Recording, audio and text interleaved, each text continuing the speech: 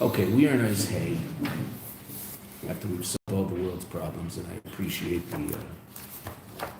the inside look. Though you were really outside, right? You were in Virginia the whole time, not in Washington. Yeah, we're a suburb group, yeah. Right. Not that where you lived, also where you worked, right? Yeah. Right. Okay. So you were tainted. No, The no, air no. in Washington. No, I spent plenty of time in DC. Thank you very much. Baruch Hashem. You made it out alive. Okay, so we are now explaining the inyan of Usher and asking the question regarding Tefillah LeMoshe.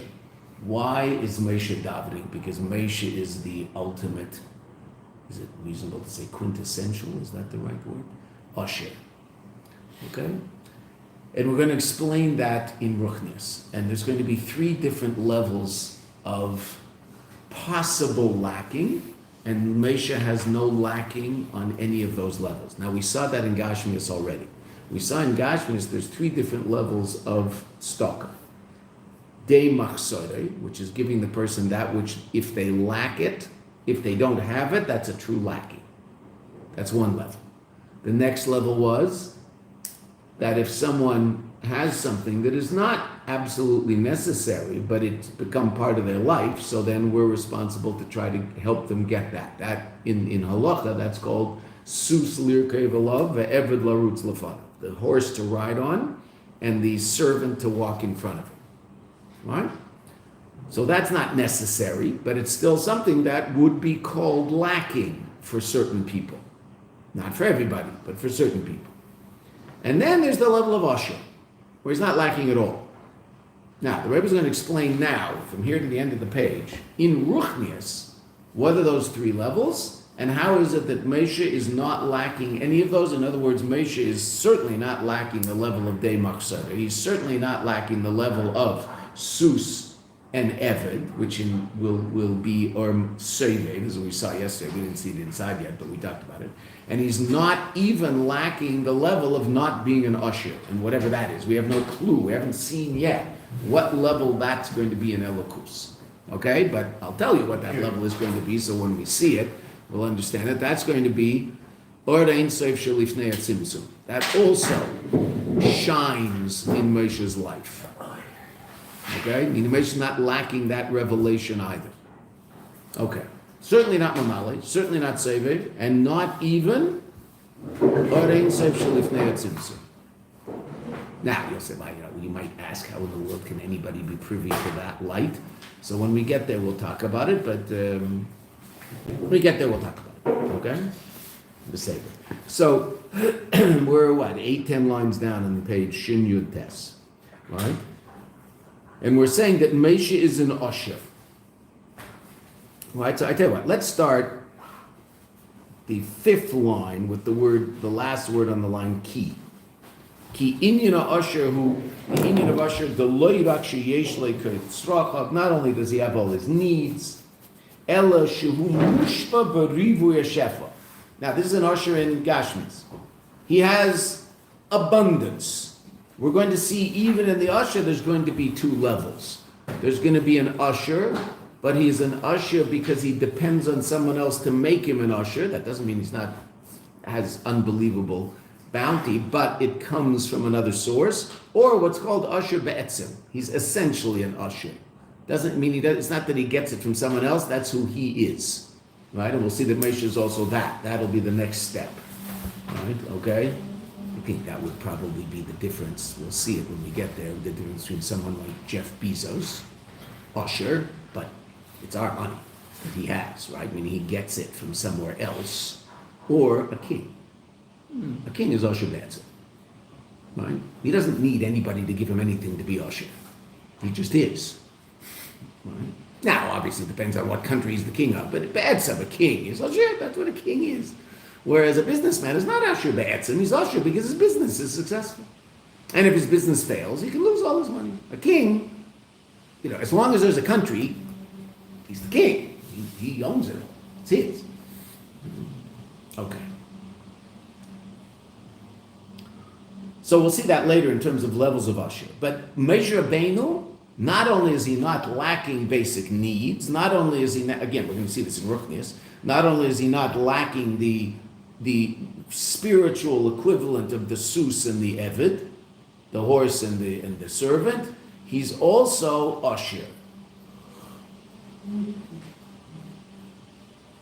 which makes it even more difficult to understand what he's davening for. That's where we're going. Okay. Ba'al pi mashukos of le'il, based on that which we saw earlier, the zeshem Mesha haya usher begashmias. The reason Mesha was an usher in Gashmias, ulufi shaya usher beruchnias, his Gashmias was simply an expression of his ruchnias, move on, it's understood. And it's also very, very interesting, actually, how did Mesha become so ashir? What was the source of Mesha's great, I mean, again, we're going to say later he's usher the etzem, okay, but Mesha did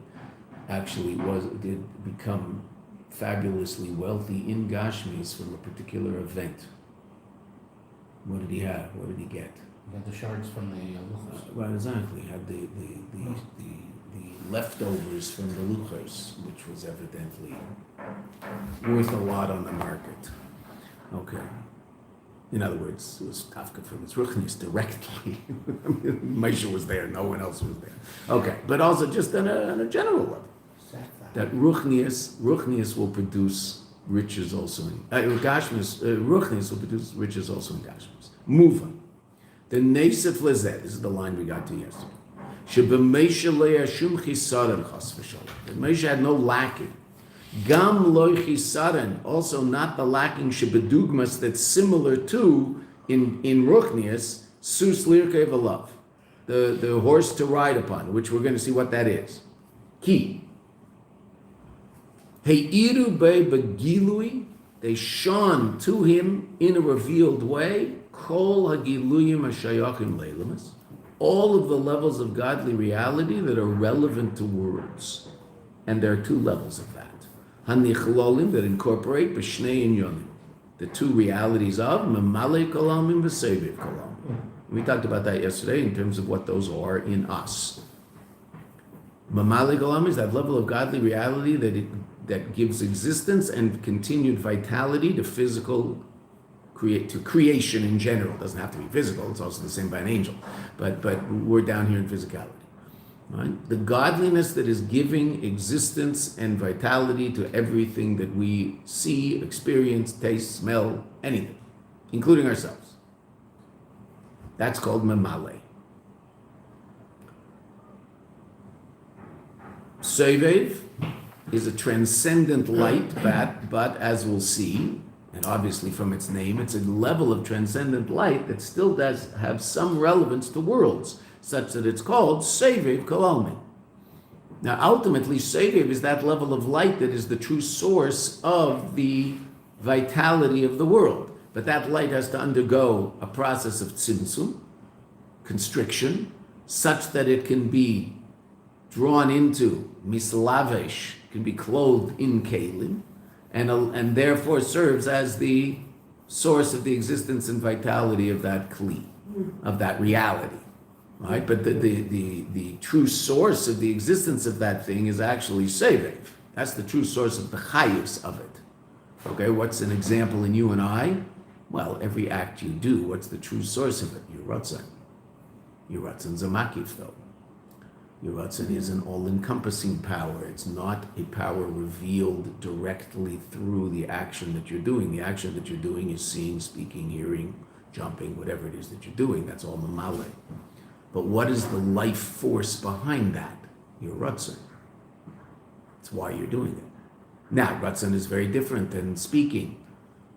What's the most important difference? I mean, obviously, yes, we're saying one's superconscious, one's conscious. Okay, so what's the main difference between superconscious and conscious reality? Control. I have that doesn't mean I exert complete control, but existentially, I have complete control over my conscious reality. I can decide whether I'm going to speak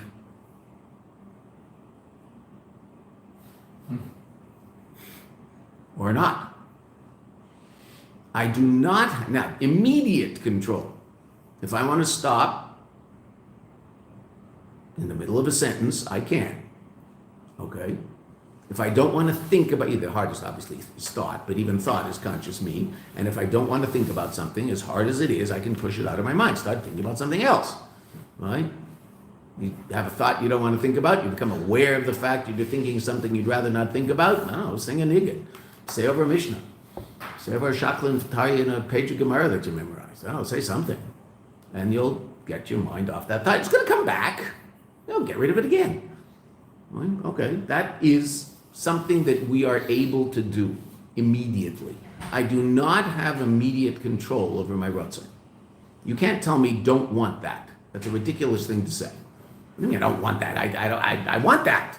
Don't say it, don't think it, don't do it. No problem, you can tell me that. Tell the cigarette smoker not to want a cigarette. That's a ridiculous thing to say. Right? He wants a cigarette. Does he have to smoke one? No. And if he doesn't smoke one for long enough, guess what will happen over time? He will no longer want one. But that's a long process. That is not an immediate process. And that's the difference between conscious and superconscious. Now, the ultimate reason that he's smoking a cigarette is because he wants one. The chayus of that act comes from his desire. Now, where does the desire come from? Probably, it's called pleasure, tainug. Why do you want chocolate? It tastes good. Why does it taste good? I don't know. That's the superconscious we're saying? That they're both superconscious. Tainug and Ratzon, they're both superconscious. Oh. Ratzon's not conscious me. I don't have control over my Ratzon. I have control over the expression of my Ratzon in conscious me. But I don't have control over not wanting something. I can't not want something. If I want it, I want it. I have long-term control over it. Over time, I can change that desire, though there are certain desires that unless I'm a tzaddik, I will not have any control over even long-term, and they're basically necessary for my well-being. The desire to eat. I'm not going to lose the desire to eat. I'll always have a desire to eat. I'll get hungry. That's a bad thing to talk about on a fast day. I apologize. But right, I mean but that's a very important desire. I'll die, God forbid, if I don't have that desire. Okay? The desire to procreate. We'll get rid of that. Why not? Well, it's a rather important desire, isn't it? Because there won't be a human race if people don't have that desire. So that desire is a natural desire that stays with people throughout. Tzaddikim can transcend everything, right? The Alter Rebbe said he stopped tasting food. Okay, say how do you do that? I don't know. Like the famous story of Shlomo of Karlin, right? When Shlomo of Karlin came to see the Alter Rebbe, and when everybody heard that this big tzaddik was coming, so they wanted to have a part of preparing the food, so they divided up what, this one would cut the meat, and this one would cut the carrots, and this one would fill the pot with the water, and etc. They forgot to give out the job of putting the salt in the stew. And everybody put salt in the stew, and it was evidently rather salty. And Shlomo of Karlin took one bite and, politely stopped eating. The Alter Rebbe just ate the plate. So Shlomo of Kaplan asked the Alter Rebbe, how did you eat that? It was impossible to eat. He said, I worked on not tasting food. I don't taste food anymore. Okay. But that's not something that is shaykh to you and I, and we don't try, and we try to have some control over what food we eat. Right? Rav Gafni once said a very amazing line about iskafia in our generation. Iskafia in our generation is not eating buckwheat groats all week long like Rav Yamasmi. It is not shaykh, right? The Gashmis we have is beyond anybody's wildest imagination 100 years ago. But he did say something very, very amazing. And it said a person should eat healthy food. Iskafia is to eat healthy food. You don't eat junk. Right? I mean, how many times are you going to eat in between meals? We eat in between meals. We just have stuff. There's so much bounty, Baruch Hashem. But have an apple. Don't have a chocolate bar. Have something healthy. Right? Don't eat, bamba. Well, actually, bamba is don't eat bamba. Bamba is actually not unhealthy. Right? Bamba actually was our Israeli children do not have peanut allergies. There's no such thing in this country because they all eat bamba as kids and don't. Right? So our daughter in Australia was told by a pediatrician to go to the Jewish neighborhood and buy bamba for her child, because bamba is very useful because it's made from peanuts, and your child won't develop a this is the Goyish pediatrician in Melbourne, telling her to go to the Jewish neighborhood, which is where she came from, to go see the doctor, right? To go eat bamba. Okay, say this. But Israeli kids do not have the peanut problems that American kids have. Right? Don't have it because of bamba. So bamba actually, if you look at the ingredients, is not absolute junk. Okay, but okay, biscuit, whatever. We have to eat that stuff. Even I think most people would say an apple's still better than bamba. Right? Okay. That's why around here in Mayanot we're so frum that the fruit is free, but you have to pay for the biscuit and the bamba in the machine. You know, if you want to drink water, it's free. If you want to drink Coca-Cola, you have to pay for it. Okay. So mamale is that level of godly light that is responsible for the necessary existence of reality, right? Sevev is also ultimately the source. It's Sevev Kol Almin, but it's a transcendent level that, were I not to be sensitive to that level of elokus, that wouldn't necessarily mean that I'm lacking something essential. What's essential is to appreciate the fact that the Eibishter is the creator of the world and is responsible for the existence of everything we experience. That's the essential piece of information that if without that a person is lacking everything. Now what if a person has that experience, but isn't necessarily privy to more transcendent levels of godly reality? Okay, that's nice. It's not necessary, so to speak. Okay? Just like having a horse isn't necessary. It's nice to have a car, but if you don't have a car, you don't die. You don't have food, you die. So spiritually, if a person isn't sensitive to the godliness that's powering the world that they experience, so then that's a state of extreme spiritual lacking. Whereas if they're not necessarily aware of higher, more transcendent levels of godliness, there's a lacking, but it's not as serious, and it's not necessarily essential. The first thing we tell people is God created the world. Right? That's the difference between what's called Chei Olamim and Chai Olamim. Chei Olamim is God is the life force of the world. Chai Olamim is the world's God. Is the Rebbe Shab explains that in his mind at Tefillah L'Meishet Tafresh Sama. Chai Olamim is the level in which God is else and else is God. Well, else is God is a higher level. Okay. So the Shnei Inyan, the Malik Alzamim is Seirikam. Shagilu Yidinyanim Elu, the revelation of these things, who Milu Yachisara, is the filling of a lacking. The Mamale, or Mamale cave and Shu Makar, since it's the source of the worlds, not the ultimate source, right? But the source of that which we, meaning, to put it in crass physical terms. So the dam, so to speak, that'll be Sevev. There's a dam somewhere producing electricity. But what's Mamale? Mamale is the stuff coming out of the wall. That's what's absolutely necessary. You want to be able to charge your phone and run a computer. Well, you need that wall. You need what's in that wall, and it doesn't work otherwise. Ultimately, where is it coming from? There's some power station somewhere that's producing electricity on a level that were you to plug your computer in, there would be no more computer, no more you, and no more building. Okay, fine. But that's not so shaykh to me. I don't live there. I live on that level. Stuff coming out of the wall, so to speak. That's the source of the electricity. And that level is Chaylamim? That's Chaylamim, and that's the Rebbe doesn't say that here. I'm just telling you what the Rebbe Shab says in the Maimer. That's the source of what we're learning here. That's Mamale. Mamale Kalamim, the light that fills the world, just like the neshama fills the body, so too a Kadosh Baruch Hu fills the world. Where does your chayis come from? Your neshama. That's where your chayis comes from, right? Why are you alive? You have a neshama. That's why you're alive. When this light is not revealed in the world, the world is mamish lacking. So that also means if I don't have a sensitivity to this level of light, I'm lacking. But the world is lacking. V'or ha'shevev, transcendent, infinite light. Mamale is all about finitude, is all about hischalkus, differentiation, light being clothed in kelim, expressing itself different ways. Sevev is all about absolute unity, oneness, infinity.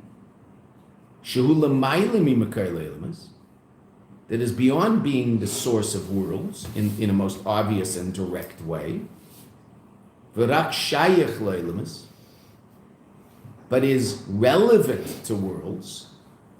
Lochein, therefore, kishe'ena mizgala ba'olam erdazer, when it's not revealed in the world this level of light, hachisaron da'olam, the lacking that exists in the world as a result of this light not being revealed, hu dugmas hachisaron, is like the lacking of sus lirchei v'lav eved larutz l'fam, the horse to ride on and the eved to walk in front of him. In other words, something which is desirable, true, but not absolutely necessary. Now, obviously, when it comes to the absolute existence of the world, so then everything necessary, everything that happened in the whole process of the creation of the world is necessary on some level. Okay, but the direct source of the existence that you and I experience is called mamale. And when that's hidden, the world is lacking. And right now, we're living in a world that's lacking. That's hidden. Right? That level of light is hidden. So we have to be very, very, very sensitive to appreciate it. Work on ourselves. What's obvious to us is the existence of physical reality. What's a chiddush for us is the existence of godly reality. Physical reality isn't something I have to contemplate. I mean, I can contemplate what it is, the panemius of it. I can, the physicist is trying to figure out, okay, what is matter? What is, okay, fine.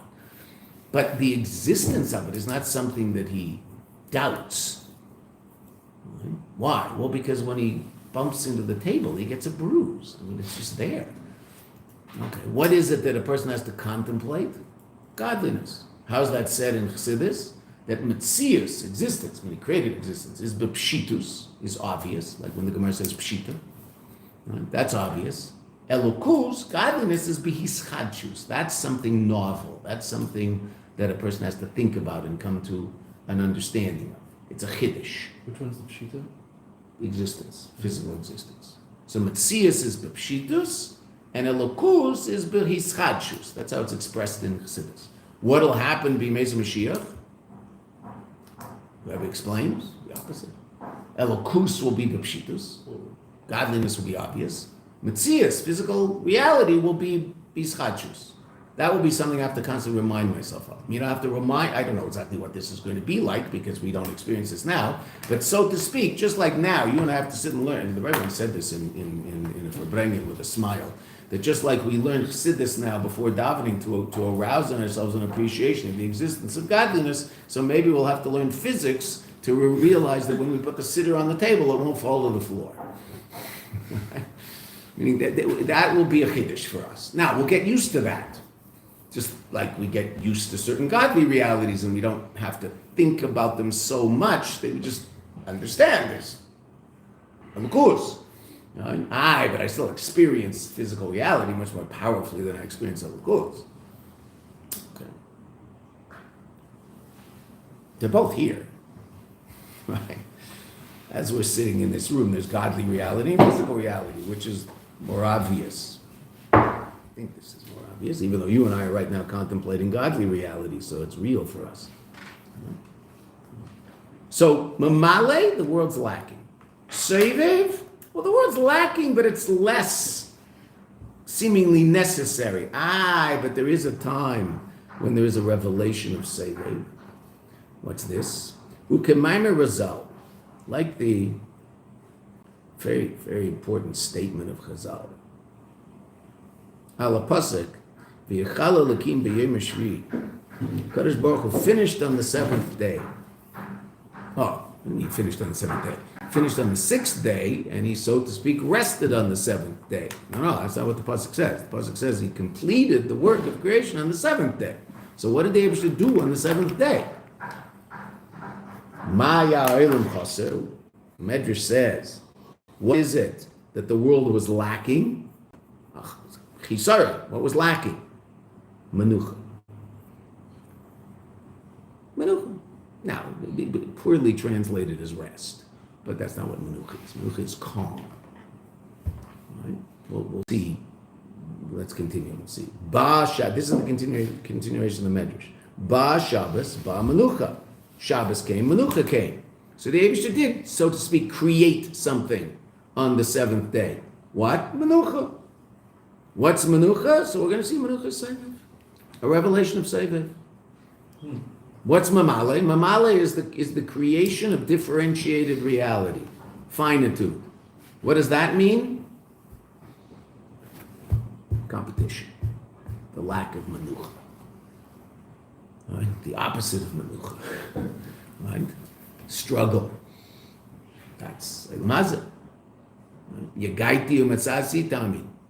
Right? You expended effort, you struggled, and you succeeded. That's the person you believe. Lo yagaiti umatzasi. The person didn't struggle, don't believe. Didn't accomplish anything. Right? Oh, so that's Mazah. What's that? That's Mamale. That's differentiated reality. So everything, so to speak, is in competition with everything else. Right? These two pieces of Gashmias, this is really Gashmias. I mean, these two pieces of Gashmias will not allow for the other to be in its space. That's the nature of physical reality. There is no way that this will allow this to be in its space. Well, okay, it can be in its space, different time. In a different time, I can have this in the space where this was. But they can't be in the same space in the same time. Why not? It's Gashmias. These two things are in competition with each other. Differentiation, finitude. I'm here. That's Yeshus. What's Shabbos? Shabbos is a revelation of Menucha. What's Menucha? Calm. The lack of that competition. The lack of that stress. And what's that? That's a revelation of Sevev. In Sevev, there's no stress. Why? It's a revelation of absolute oneness. So what do we actually say? I mean, this is not a discussion now, but I'm sure you've probably learned certain Maimarim about Shabbos, that Malchus is Eilul Makara. Malchus goes up to its source. In other words, Mamale, Malchus, goes up to its source in Sevev. And so there's a state of Menucha, a state of calm. Sevev. Infinite godly light. That's Shabbos. So the Rebbe says, Menucha hi b'chinas Sevev. It's the level of the all-encompassing infinite light. Shalamaylim yarsh mislavish be'elam. That's beyond the light that's clothed in the world. So, interesting enough, there is a certain lacking. That's what the Medrash says. The world was lacking Menucha. The world was lacking Shabbos. Could the world continue to exist without Shabbos? Yeah, why not? Would there be something lacking without Shabbos? Yes, but something very subtle, something very lofty, something very transcendent. Not the essential existence of the world, so to speak. Right? I mean, yeah, that you and I can't imagine life without Shabbos, right? And you know, people who are what they call in the Jewish world Shomer Shabbos. So when we see someone who's not, and they're driving a car, and you just feel sorry for them. Like, I mean, you know, how can you live without Shabbos? Like, what is life like if there's no Shabbos? I remember once I was interviewed by CBC Radio, Canadian radio, which is actually serious radio. It's like people listen to it. You know, it's a radio. We probably disagree with everything they say, but it's a serious radio station, like BBC. There's Canadians believe it's on in offices, CBC Radio. So I was interviewed by some guy on CBC Radio. He was a non-Jewish guy from somewhere in Saskatchewan who was the correspondent for CBC Radio here in Eretz Yisrael. It doesn't matter what we talked about. Actually, it does, because it was actually interesting. I was interviewed regarding the whole who is a Jew issue, and why only Orthodox conversion should be considered reasonable. So we had an interest. He actually he agreed with me, which was interesting. So he was a non-Jewish Canadian who lived with his family, his wife and a couple of kids in Rehavia. Talbiyah, I think. More Talbiyah than Rehavia. He lived here in Yerushalayim. His wife and kids are not Jewish. No one's Jewish. Well, he's a correspondent for CBC. It's his job. So I said, you like living here? He said, I love it. What's your favorite part? Shabbat. I said, what do you mean? I get so annoyed at the people who drive on the Shabbat. Why are they wrecking the peace of the Shabbat? It's so peaceful. It's so beautiful. I wish we had something like this where I live. Everybody's at home with their families. No one's at work. No one's in school. No one's at the movies. It's so nice. These people who drive, they make noise. It's so annoying. A Canadian non-Jew. But I mean, a non-Jew on steroids because he's Canadian, right? I mean, like, wow. It's so interesting. I mean, there's something that he never experienced before, and his life was fine. There was nothing missing from his life before he spent some time in Yerushalayim, right? But all of a sudden, he encountered this thing that the Jews are doing. He's not doing. I mean, he did do it. He said they don't drive. He stopped driving his car on Shabbos because it was just so nice. He said we don't go anywhere. We take the kids out to the park and we eat at home. He said it's so nice. I love it. I can't go to the store. I can't do anything but be with my family. It's fantastic. It was crazy. I was looking at him. I just couldn't believe that he was telling me this. Okay, so now when you don't have that, are you lacking something? Well, yes, but no. I mean, your essential existence is there. You're not lacking anything in your essential existence. This guy was a correspondent and who knows where before he ended up in Jerusalem, and I'm sure life was fine. Okay, but then the gilui of that will produce a situation where you'll now be aware that that was lacking. So that's the equivalent of sus lirkei v'lav eved larutz lefanav, right? It's not absolutely necessary, but if you've tasted it, so then you need it. You feel the lack of it if it's not there. And that's Shabbos. And anybody who's tasted Shabbos feels the lack of it. What if someone who hasn't tasted Shabbos? They don't feel the lack of Shabbos. Right? They actually like going to the beach. It's nice to go to the beach. And they might even feel sorry for the people who, for whatever reason, are so restrained and restricted, and whatever the psychological term might be, that they don't go to the beach. Never. And the people who taste Shabbos, they see the person driving to the beach, and they feel sorry for them. They don't have Shabbos because they're without Shabbos. Right? This year Yom Kippur is on Shabbos. Right?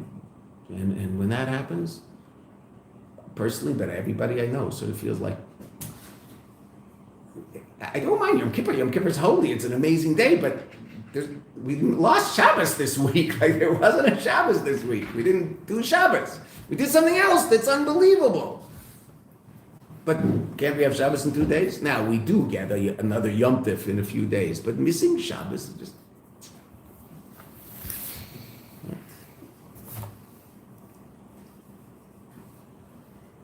One of the hardest things in the army is no Shabbos. Shabbos is Shabbos. I mean, it's Shabbos, but it's not Shabbos. You have to go out with your gun, and you might have to drive in a Jeep and do all these things that just like... You make Kiddush and you daven and you... It's mutter. You're not doing it in a favor. You're chayiv to do it, but it's not Shabbos. It's just not Shabbos. But that's not absolutely necessary. The Eibishter could theoretically, I mean, the Eibishter can do anything, right? But the Eibishter theoretically could create the world without a Shabbos. Now, and I can't say he can't, but the idea of a world without the godly energy giving the world existence, so then there's no world. There has to be that. Right? Does there have to be a transcendent level that's somehow revealed in the world? No. But there has to be the immanent level of godliness that's existing in the world, or else there's no world. So Shabbos, menucha, seve, that's like the sus. Once you've had it, you miss it. But it doesn't seem to be of absolute necessity.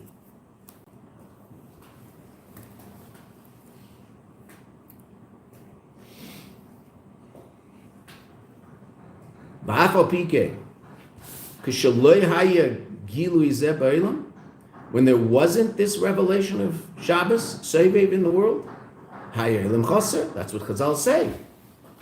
It's so interesting because that's the language of Chazal. Ma Haya Ha'olam Chaser. That's the language of Chazal. What was the world lacking? Menucha. Ba Shabbos, Ba Menucha. Ela Shechisaron said Hu Lo Shehaya Chaser. But this lacking was not that there was lacking Eza Prat, any detail ba'olam atzmai, in the world itself. Everything that exists was there. And everything that exists is there on Shabbos also. It's just on a higher level. But it's all there. All the details of physical reality are there. Ki kol ha'pratim da'olam nishava yedei meleches abriya. All of the details, the particulars of the world, nit havu, were brought into being. Lehiyot means to be. Lehavot means to cause to be, which of course only a Kodesh Baruch Hu can do. So Nishavu was was brought into being al yedei meleches habriya, by virtue of the, so to speak, the work of creation. And what's that? Or mislavish be'elam, the light that's clothed in the world, mamale. Shenishlamah lefnei Shabbos, and that was completed before Shabbos. But the world was still lacking something. What was it lacking? It wasn't lacking mamale, it was lacking Sovev. That's Shabbos. And if that hadn't happened, it was still a world. And that was the world was lacking menucha, the calm of the revelation of infinite godly light. And this is similar to the lacking in Gashmias of sus lirkev, of the horse to ride on. This is not something absolutely necessary in order for the needs of his continued existence. If the Abishah created the world without Shabbos, well, terrible, but okay, say that. There'd be a world. But without mamale is like saying the Abishah creating the world without a world. No, it has to be a world. That's mamale. Mamale is the basic existence of everything. Sovev, the panemius of it. It's the taste of it. You can have food without taste. Okay? And if food didn't have taste, so it wouldn't have taste. That's why you'd still eat food, still be hungry. But then there's taste. You're able to put taste in food. Oh. That's the panemius of it, something special. Then if it were lacking, then I'd still get the nutrients from the food. Right after COVID, I think people lost their taste, right? Their smell and taste. My wife and I, one of the few couples I know who never got COVID. My wife worked in the clinic all day long with people coming in coughing all over her with COVID, and she never got COVID. A friend of ours wrote us and said we should check our mezuzahs. Something must be something wrong with us. Never got COVID. So I never experienced this. They said it was bizarre, not tasting. Like, anybody here have COVID and did you experience the no taste afterwards? No. Because at the beginning, I mean, that was like the symptom. You know, I mean, after. People didn't smell and didn't taste, which must be very bizarre. Okay, say that. But what's that like? You're still getting the mamale of the food, right? The nutrients that are in that food that are keeping you alive are still there, and that's what you need, and you're not lacking anything. Well, yeah, okay, but you are. You're lacking some special aspect of it all. Okay, so that's like the sus lirkev. That's the panemius of it, the saving, the godliness of it.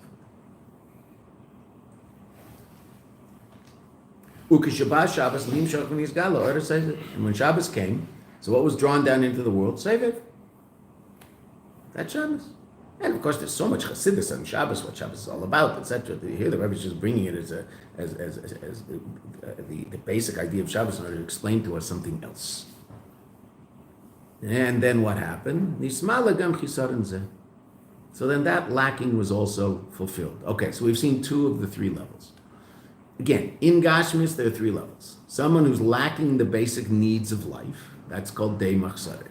Someone who's lacking things that aren't basic needs, but if you're used to them, there's something important to you, and you would experience the lack of them as a lacking, and that's the person who, if he's used to it, so then we should give him a horse and an eved. Okay. And then there's the Usher, the third level. So we just saw the first two levels in Ruchnias. Mamale, if there's no Mamale in the world being revealed, then the world is lacking. Simple pshat. And that's the reality we experience. The concealment of Elam Hazeh. Sevev, something very, very beautiful. It's not necessary for the continued existence of the world, but the lack of revelation of Sevev would also be a chisaron for someone who appreciates that level of reality. Okay. And that's equivalent to the sus and the eved. Then there's the usher. So who's the usher? So we mentioned it outside, now we'll see it inside. The Inyan Ashiris, the Mesha, because we say Mesha is the usher. The halacha is that you're obligated to give the poor person the money he needs to buy food. If he's used to the eved and the sus, so you have to see if you can't get him that also. But but you're not commanded to make him rich. So that's how we know there's a third level beyond sus and eved. Mesha at that level too, because Mesha is tefillah usher. He's the usher. So what is that? The Inyan Ashirus, the Mesha who? In addition to the fact that it shone in Mesha, in a revealed way, Hagiluyim de Mamala v'Sevev, these two levels of godliness that we just described, Mamala and Sevev. Also, Mesha was privy to an even more powerful revelation. Heir etzlei begilui, and this is the Ashirus of Mesha. It shone in Mesha in a revealed way. Gam hagilui de Ein Seif shelamayla mishaychus la'ilamis.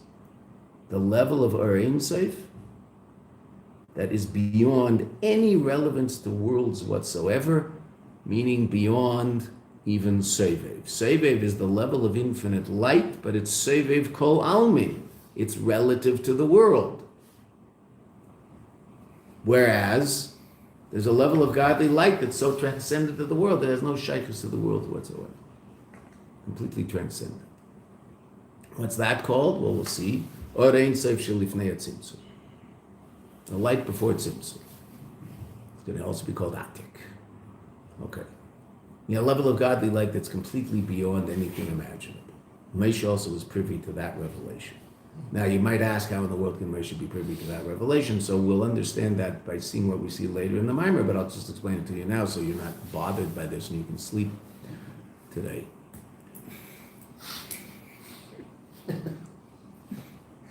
The Immerse Mashiach, that's the level that will be revealed.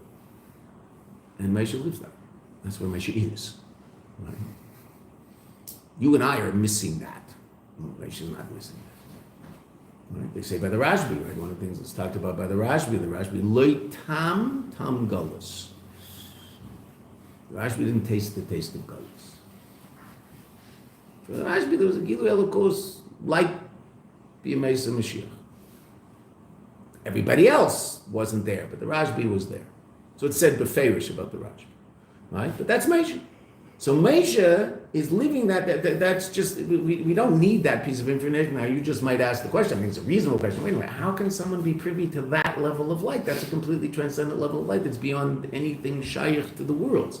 Okay, yeah, but that is the level of light that ultimately will be revealed in the world in the time of Mashiach, and so even though I don't know how that works, fine, let me not know how that works, but I can imagine that therefore it's shaykh that a person could experience that level, and that's where Moshe lives. Even in Galus. Okay. So Moshe is the usher.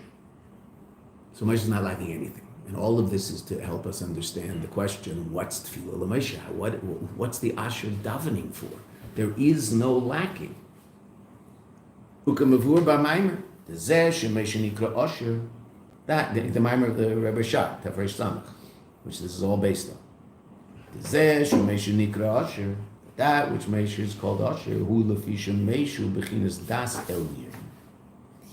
Keep reading, and then we'll come back and explain this. Umihamaylish Shebedas Elyon al Das Tachten, upper level Das as opposed to lower level Das. We're going to come back, don't worry. Just let's see the words. U'mi'amayla shebedas elyon, al das tachton, shedas tachton, mekabel michitzoni keser, that receives its vitality from the external expression of keser, which is called arich, and that's or sevev. We're just seeing the words. We're going to come back and understand all of this. But das elyon, mekabel mipnimius keser, from a deeper, higher level of elokus, called atik. And what's that? The level of light that we were just talking about, the level of light that's beyond the worlds. Okay. Das. What do you know about das? You all know something about das. Everybody knows something about das. What's das do, so to speak? What's das about? You've learned it in Tanya, 3rd chapter. Knowledge. Okay, that's the translation. Incorporate the chachma and the bina. Into? Like action or... Okay, but what you're saying is true, but there's an intermediary state, and that's what's talked about in the 3rd parak in Tanya. What does das do? What does it connect? It connects A to B. What's A and what's B? So, Dr. November already said A, chachma and bina, called intellect. What does it connect intellect to? Midos. Midos, that's das. Internalizing my intellectual understanding so that it affects my emotional state. That's das. Das connects seichel to midas, right? The 3rd parak of Tanya. Right? That's das. The internal, we call that internalization. Internalizing that which I understand. Right? I understand, even in Gashmis, right? I understand exercise is good for me. I think we would all agree if someone asked you a question. Is exercise good for you? Yes. Do you exercise? No. Okay, so then what am I missing? Das, right? I understand intellectually it's good for me, but I haven't internalized that, so it's so much part of me that I can't not do that. Okay. For the 3 of us in that age where memory starts becoming an interesting experience, so they do say that exercise is good for keeping your memory. I just keep forgetting to exercise. It's just that God gets you coming and going. No, but they do actually say that exercise is very, very good for maintaining memory. But okay, so das tachton, that das is das tachton. No, it doesn't say that in Tanya, it just says das. But das tachton is that level, chochma bina das, the das that connects chochma and bina to midos. And that, when people talk about das, that's the level of das they usually talk about. Okay, we'll come back to that in a second. There's a higher level of das elyon. Now, das evidently seems to be something which connects one thing to another. What does das elyon connect? Chochma to bina. Connects those 2 levels of intellect. Now, the fact that das can connect intellect to emotion means on some level its true being, its true source must be higher than both of them. Because I can only bring about a connection between 2 things if I'm more powerful than both. Right? Simple shot, right? I can only bring 2 north poles together in a magnet if I'm more powerful than the magnetic force of those 2 magnets. If I'm not, then I can't bring those 2 things together. I can't create a synthesis of those 2 things. Okay, simple. So the source of das tachton is a level of keser called arich. We'll talk about this more tomorrow, and we might even use the new board that they gave us, which I sort of thought should be over there. When I told when they came in with it, I said, "You're going to put it here, right?" And they didn't. So there's a lot more room here. It's for Svarm, I think. What? I think Oh, this is for Svarm? Yeah. So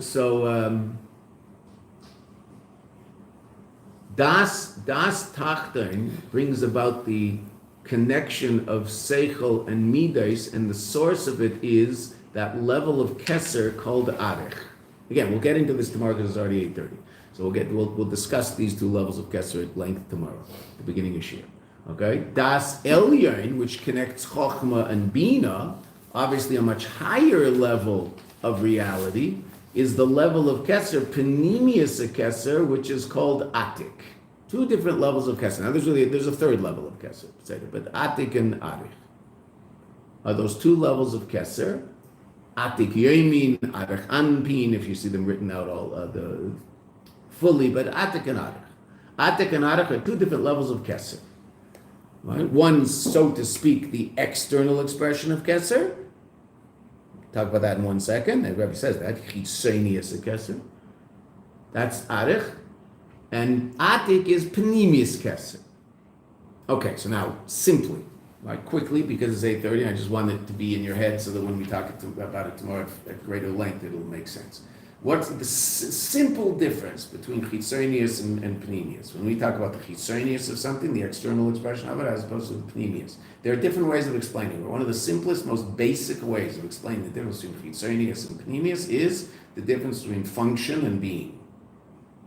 The function of something is its chitzonius. What does it do? The being of something, what is it? That's its panemius. What is Keser? A completely transcendent level of godly reality. That's Panemius and Keser.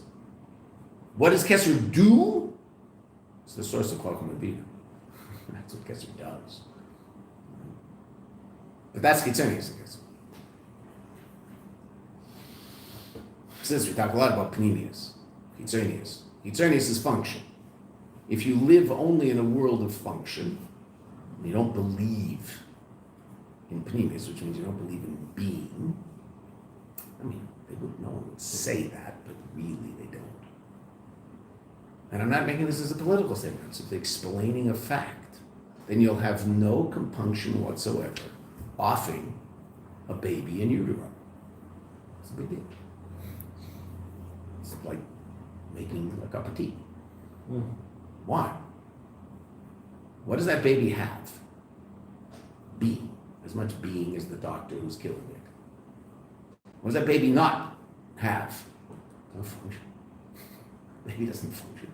So if all you live is function, if all you live is external reality, then you just won't be sensitive to the being of it. So the next step in that, which is happening in Canada and Europe, certain countries in Europe, is you also off old people. Which is what the Greeks did, right? I mean, it's not like everybody's making this up. Right? Enlightened Greek culture, well, there's off the old people. Why? What's the problem with old people? What don't they do? They lose function. Function. They're useless. Right, but they have as much being as anybody else around, right? Yeah, but I don't care about being. I don't live being. Greeks don't live being. Greeks live function. They live what you see. Okay, this person is not in any way, shape, or form useful for society anymore. So let's just off them.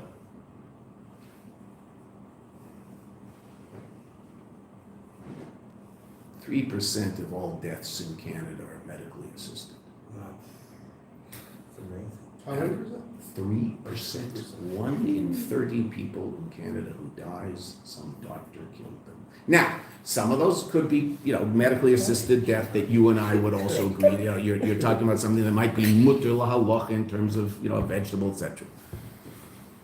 But the last place you want your old parent to go is a Canadian hospital, because there's a good chance they'll kill them there, because it's a socialized medical system.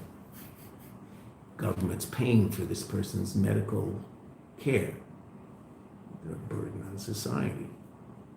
They're taking your hard-earned tax dollars.